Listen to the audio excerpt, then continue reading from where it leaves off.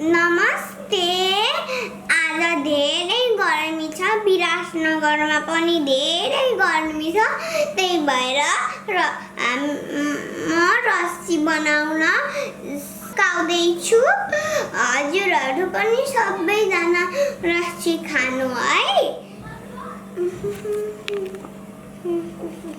कोही हो, यसलाई म मिक्सरमा हाल्छु।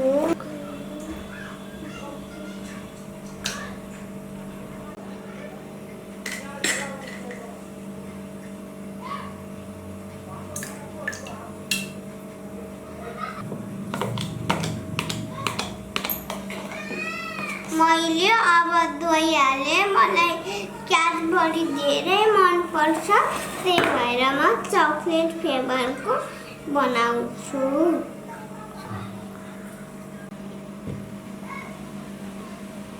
यदि लाइन छैन, मिक्सर छैन, नभए फिर्केले यसरी गर्दा पनि हुन्छ।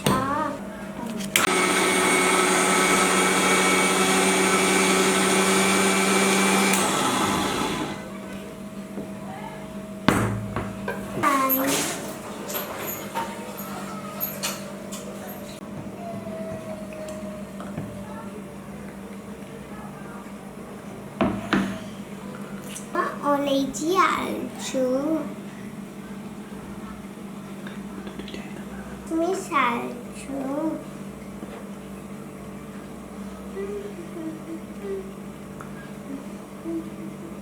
काजु हाल्छु,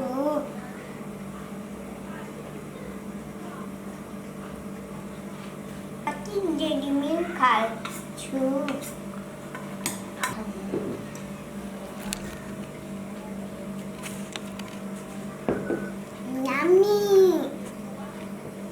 प्लिज मेरो युट्युब च्यानलमा गएर लाइक र सब्सक्राइब पनि गरिदिनु होला। बाई।